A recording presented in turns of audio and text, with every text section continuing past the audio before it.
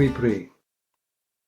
Our Heavenly Father, we are so grateful to you, Lord, for life, your eternal life, your blessings, your kindness, your goodness in every area of our life. Because of you, we are alive today. Because of you, we have eternal life, and we have come to know you as our Father. We want to pray at this time, Lord, that through your Holy Spirit, you will speak to each one of us, Lord. Strengthen our heart to know your ways, and to walk closely with you, Lord, every day of our life. In Jesus' name we pray. Amen. The title of today's message is, as you know, Excuses for Sin. Jesus came to save us from our sins. But when we say save us from our sins, it's not just from the guilt of our sins that we go to God and receive forgiveness as a free gift from God. It's not just that. When God wants to save us from our sins, that means He also delivers us from the power sin used to have on our life. And that is to get a new nature from God and to walk like Jesus, to follow in the footsteps of Jesus, to do God's will on earth as it is in heaven. That's our calling, to be really freed from sin so that we will be able to do the will of God without hindrances in our life. But that's not the way many people are preaching these days. That is why this message is so important. The key verse is in 1 John chapter 2 verse 1. 1 John chapter 2 verse 1. My little children, I am writing these things to you so that you may not sin, or that you may stop sinning. And if anyone sins, we have an advocate with the Father, Jesus Christ the righteous. God knows when He asks us not to sin, He knows that we might fall. So He has already made a provision that when we fall, we can go to God and confess our sins, and He is willing to forgive our sins. True. But what should our heart's direction be? To overcome sin, not to go on sinning as before, but to stop sinning increasingly in our life. This doesn't happen overnight. Suddenly we don't get victory over all sin. We are not talking about coming to a place where we have no sin. No. That we never fall. No. That we always be overcomers. No. Sometimes we fall. But this is the direction God wants us to have, to increasingly overcome the power of sin in our life and be partakers of God's nature. That's what He wants to give to us. Romans chapter 6 verses 1 and 2. What shall we say then? Are we to continue in sin so that grace may increase? May it never be. How shall we who died to sin live in it? See, Paul is expressing his shock that some people who have experienced this grace, free, unmerited favor from God, that their sins have been forgiven, they are assuming, or they seem to be assuming, that now there is forgiveness for us. It doesn't matter how we live, because every time we fall, there is forgiveness available. And Paul is shocked. He's saying, how can it be? You who have become dead to sin, how can you continue in sin? What does it mean, dead to sin?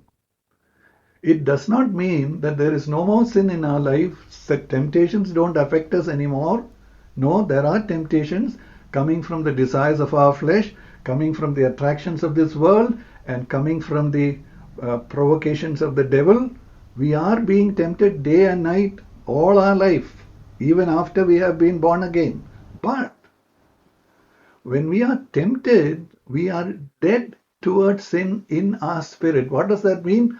We don't want to sin. 1 John chapter 3 verse 9. No one who is born of God practices sin, or continues to sin because his God's seed abides in us, in him, and he cannot sin, he cannot go on sinning because he is born of God. So that's what happens when we are born again. God's Spirit comes to dwell in us. God gives us a new nature which hates sin just like God hates sin. And we don't want to sin anymore. Even the things that we used to do happily before we were born again, we now no longer want to do those sins again. That is how we have become dead in our spirit towards sin. Earlier, we used to be dead in sin. That means we used to sin without any forgiveness, and more we were getting away and away from God. That was dead in sin. But now we are no longer dead in sin. We are alive in Christ, but we are dead towards sin. Our heart is set against sin. So Paul is asking us, if we say we are born again and we have received this new life, if the Holy Spirit is dwelling in us, how is it that we think we can go on sinning? Has not this change happened in our life? So what is so important here is, many people are claiming to be born again. But this is the crucial test. When they were born again, did their heart change? Did they receive a new heart that does not want to sin anymore? If that change hasn't taken place in their life, they are fooling themselves thinking they have been born again. Maybe it was just a superficial experience. Maybe then there was no repentance in their heart. Maybe they did not even see themselves as sinners in God's sight. In spite of all that, they have been told by people that now they are children of God. Now they go to church, read the Bible, and everything is fine. A place is reserved in heaven for them. No, they may be deceived. This is the crucial check. Has a change come in your heart which does not want to sin again? So if such a change has not come into our heart, then we need to go back to God, truly repent before him, and receive this forgiveness and this new heart from God, this new spirit from God, and start this journey of a Christian. Don't assume or take it for granted. Many people these days, many preachers are preaching this kind of a watered down message, accepting everybody who comes and inviting more and more people to come because they want to increase their numbers in the church or in their statistics, saying so many people raise their hand and all that. So they are watering down the message, or they are widening the gate through which people can enter in. Jude verse 4. For certain persons have crept in unnoticed, those who were long beforehand marked out for the condemnation, ungodly persons who turn the grace of our God into licentiousness and deny our Master and Lord Jesus Christ. What is this license to sin? Now that you have come into grace, God is forgiving, God is accepting, you cannot lose your salvation, everything is fine for you. And then people get the impression that you can enjoy yourself, do whatever you feel like, but your salvation is not going to be lost. So it turns their mind into a license for sin. I can do what I want, and yet God loves me, God is forgiving, and all that. This is actually a work of the devil through many preachers, unknowingly or knowingly, turning people away from God's paths, turning people into a deceptive path, a counterfeit path, and making them think that everything is right in their life. You know, when people sing that song, "It's well with my soul," I wonder many times how many people who are examining their life properly and coming to this conclusion, they have peace with God, God loves them, God has forgiven them their sins, God has given them a new heart? Or are they just singing a song which says, "It's well with my soul"? No, we need to check. There are some possibilities if people are continuing to sin even after they have heard the gospel. One possibility, as I have already mentioned, is they never were born again. They were just told that they were born again, and they are just assuming like that without a real change taking place in their life. So that is one major serious possibility which we need to address. The second possibility is some people were born again, but the kind of preaching they hear in churches where they are attending is that everything is fine, God loves you, God is merciful, God has given you salvation, you will not go bad, or nothing will happen, whatever you do, however you live, God loves you. Then they become careless with sin, they even backslide, and they continue in sin just as they used to live before, but they are under the deception that they are still headed to heaven, they are still going to have eternal life with God, all that. So many people continue to sin and think in their heart or even speak out with their mouth that there are some excuses for their life. And what we want to do today is to look at some of these common excuses people make with regard to their sinful life. The most crucial excuse or the most common excuse that people make, which is very crucial for their eternity, is to make a claim that once we are saved, we are always saved. We cannot lose our salvation. The perseverance of the saints or the preservation of the saints, that is heresy. Because it leads many people into a license for sin, not to take sin carefully, not to fear to sin against God. Instead of that, they are continuing to live the way they want and assuming that they are saved and eternally saved and all that.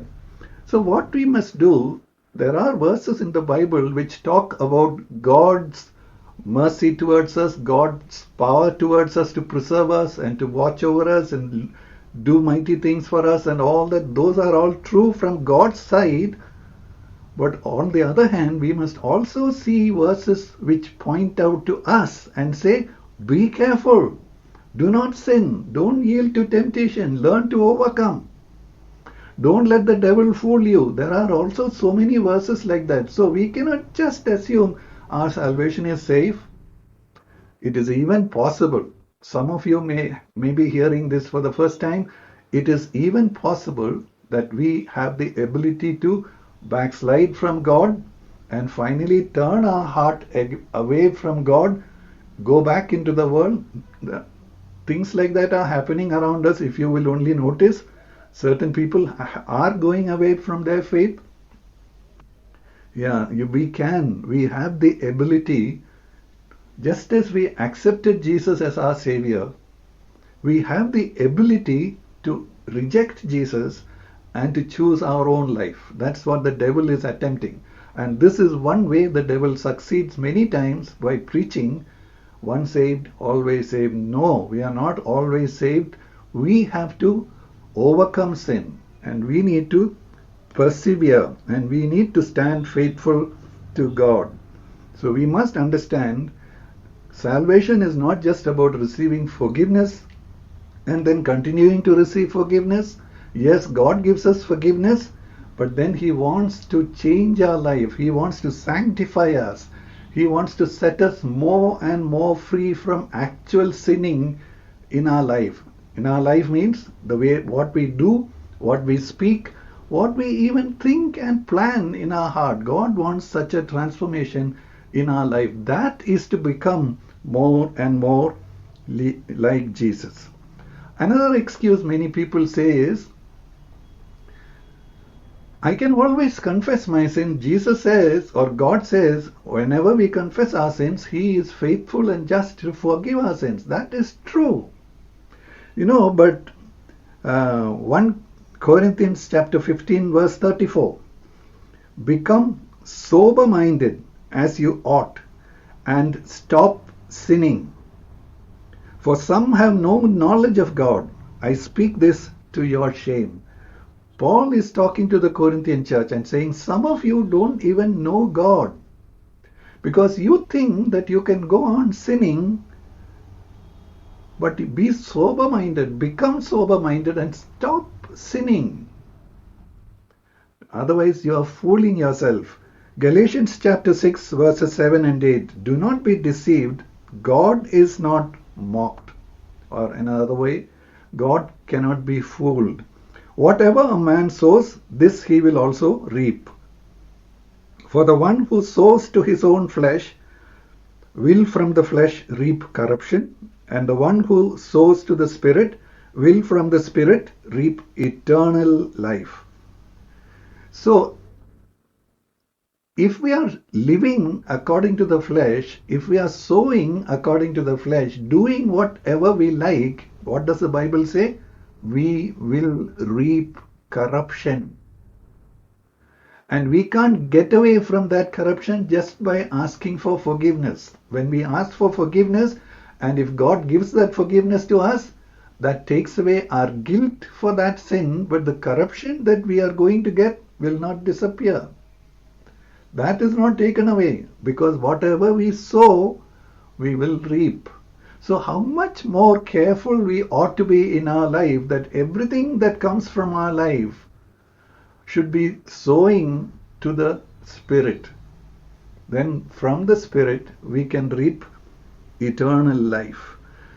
Many people think that when they confess their sins, God has to forgive, and when God forgives, everything is back to normal. No, God is not fooled, it says here.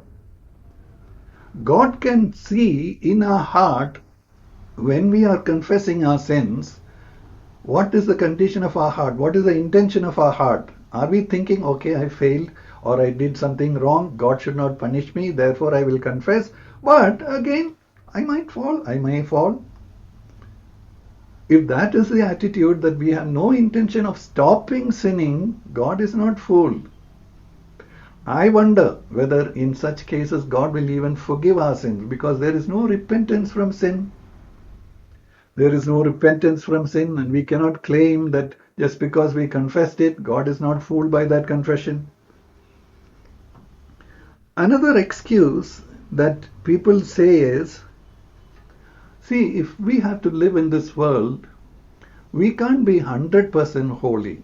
Somewhere or the other, we will have to make some adjustment, some excuse, because otherwise we won't even be able to live in this world. You remember the story of Shadrach, Meshach, and Abednego, who were standing before the statue that King Nebuchadnezzar in Babylon had made. And Nebuchadnezzar said, you bow down to this statue, otherwise I will kill you. I will throw you into the furnace of fire. But these people said, no, even if we are going to die, even if we are going to get killed, we are not going to disobey God and bow down to statues. That is the position they took. Of course, in that case, God saved them from that fire, delivered them, yes. But when you come to the early church history, we see hundreds of Christians were thrown before lions. They were not saved from the lions. People died, they were burned, and in many ways put to death. So God may save us sometimes, God may not save us sometimes, according to God's plan for each one of our life. Yes, but if we look at this example, what we can understand is, these people, Shadrach, Meshach, and Abednego, said, if we can't live, that's fine, but we will still not disobey God. I remember many years ago when I came to Bangalore and I was looking for a house to buy. I found a very good house, but the only problem was the owner wanted me to disclose only a certain part of the price to the government and deal with the other part as black money. So I said, no, I can't do that, because one day I have to stand before God and give an account for my life, and I will have to explain why I did this, and I will have no explanation. So I can't do this. So that man said, see, this is the way it is done here. If you are holding on to this kind of a principle, then you won't be able to get a house at all. Then my reply was, if I can't get a house that way, that is fine, but I don't want to do this. See, when I'm saying this, I'm not implying that I have never made a mistake in my life or everything has been so perfect and good and all that. No, I'm just using this as an example to show even if we have to face difficulties, that doesn't give us an excuse for sinning. Sinning is sin, and we cannot give an excuse before God. Some people say life is tough. We need to have some fun. Yes, life is tough, and we need entertainment, we need relaxation, we need some fun. That is true to that extent. But we cannot make entertainment or relaxation our God, and we cannot let anything happen in terms of entertainment. For example, there are many comedians on stage, and then they all want to make us laugh, and that's fine. We want to laugh. But you find that sooner or later their comedy, their joking is going beyond limits and getting into vulgar areas, and they get more laughs from the people. But can we sit there and enjoy these vulgar jokes, participate with them, rejoice with them, and then maybe crack jokes like that in our own life? We can't do that. We have to have certain boundaries which say, no, I cannot have this in my life because I have to be faithful to God. Matthew chapter 5 verse 28. If your right eye makes you stumble, tear it out and throw it from you. For it is better for you to lose one of the parts of your body than for your whole body to be thrown into hell. So, okay, if we can't go for this particular comedy show, okay, I have to lose it. I have to cut off that comedy from my life. I may have to look for pure kind of entertainment, clean kind of entertainment. I may not be able to watch many types of videos or watch many types of movies or many other forms, but whatever it is, even though I need entertainment, we need relaxation, we need some rest from our labor in this world, we cannot make that as to participate in sin. So our goal is not to stumble, even though we may stumble at times. But because we stumble at times doesn't mean that it's okay. It's not okay. Our goal is to go towards perfection, even though we know as long as we are on this earth, we are not going to actually become sinlessly perfect or even stop sinning completely in every area of our life. No, but we don't want to make excuses for whatever wrong thing we are doing. Another excuse that people give, I am doing so much good, God will just overlook some of my mistakes. It's like saying the common philosophy that is in the world. What does it say?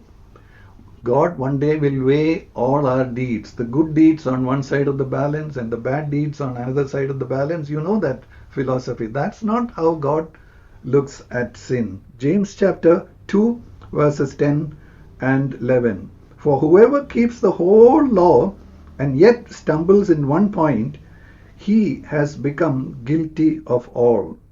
For he who said, do not commit adultery, also said, do not commit murder.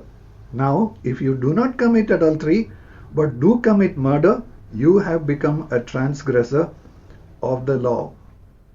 Yeah. We can't get away with sin of any kind. Sin is sin. There may be serious sins because of the repercussions on people around us. A murder is serious. Telling a lie may be less serious, but telling a lie is also serious in God's sight. That also counts as sin. We can't say it was just a white lie. We just wanted to escape from that situation. No, sin is a sin, and if we want to really be godly, we will seek to overcome in every area of our life. We may fall, but we get up and start running again, because our goal is to be totally pleasing to God in our life and to do His will in every area of our life. Another very common excuse that people give is, everybody does it. Even that spiritual leader, he also does it. So it's not so bad. Romans chapter 14, verse 12. So then, each of us will give an account of himself to God. See, it is between us and God personally. We cannot say, Lord, he also did it, she also did it. No, God will ask them for their account, but God is now asking us for our account, and we cannot give excuse quoting other people's lives. It is God is asking us, why did we do that? How did we live like that? So we can't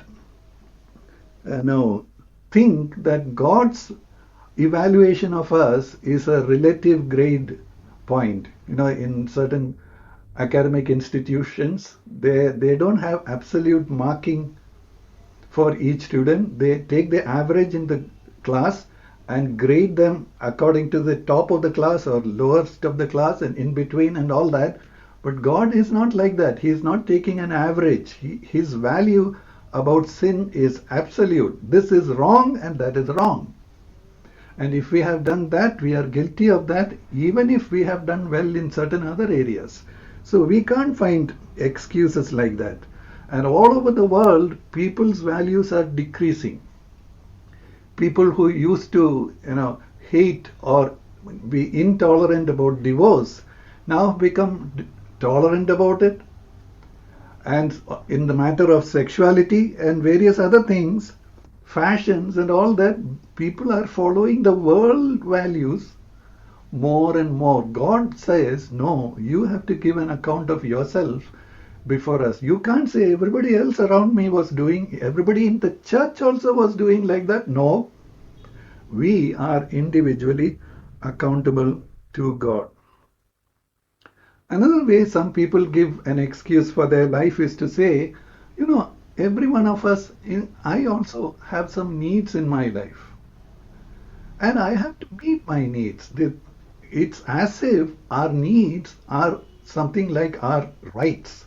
We can demand them, we can claim them, irrespective of how we meet them is according to God's plan or not. If our goal becomes, I have this need and I have to meet this, irrespective of whether it is right or wrong, we usually go wrong. Sometimes when couples come to me for counseling and one of them has had an affair, the person who has had an affair finds an excuse saying, my spouse, my wife, my husband did not meet my need and I had this great need. The husband say, my wife never showed me any respect and I wanted to have somebody who will value me, respect me and all that. And the wife says, my husband had no time for me. He didn't have any affection for me, but I wanted some affection. Now, can we excuse ourselves like this, putting the blame on somebody and says, it is because he didn't do it for me, she didn't do it for me, that's why I did this. Does that excuse sin? No. We have no right to claim our rights or claim our needs as if they were rights. Sometimes people say, I never wanted to do this, but I was forced into this.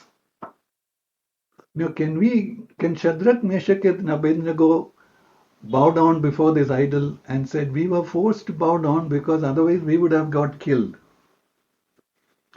In times of persecution, we may be asked to do certain things which God has forbidden us to do.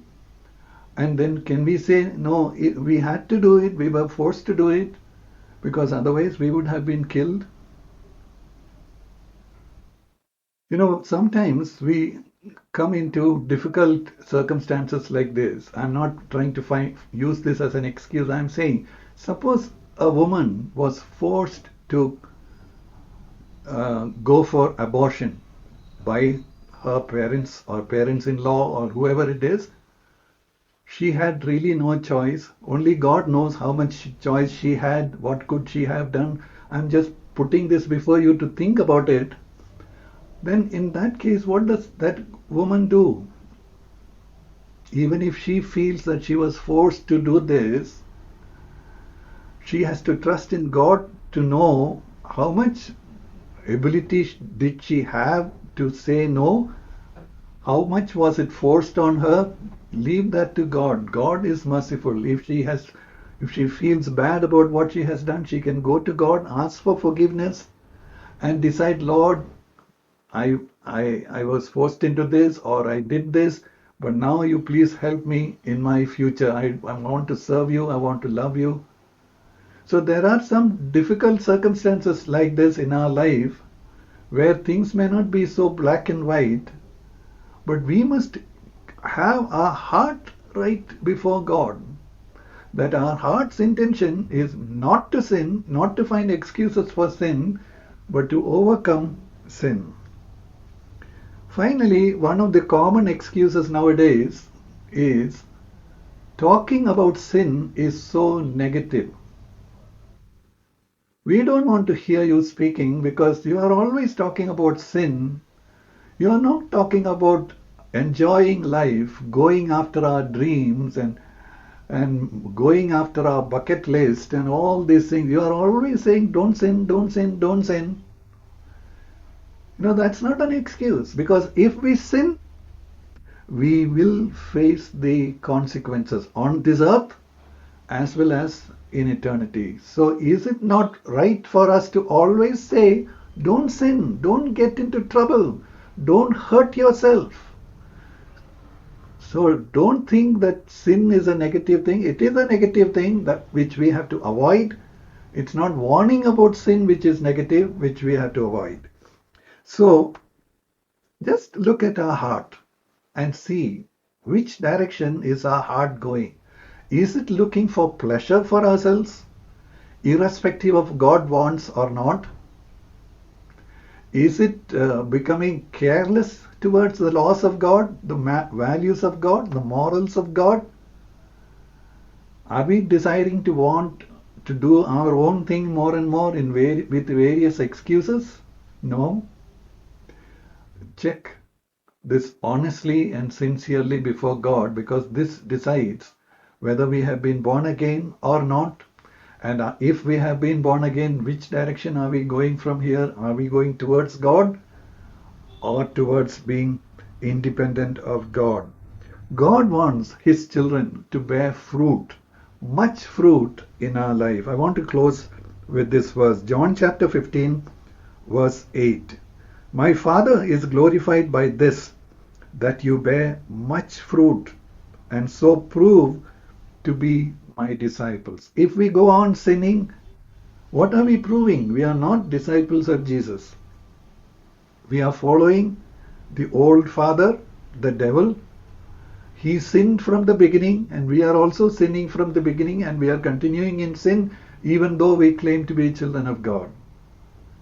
If we have truly become children of God, which is the way we should live? To bear much fruit for God, so that He is glorified through our life, and everybody else around us will come to know we are disciples of Jesus. May God really grip our hearts, that this message will penetrate into our hearts and change the direction of our life. If it was going in some other way, change it and lead it towards God, towards holiness, towards righteousness, towards justice, towards kindness, mercy, patience towards other people, and every way to become more and more like Jesus. May God bless us and also make us a blessing to His name. Amen.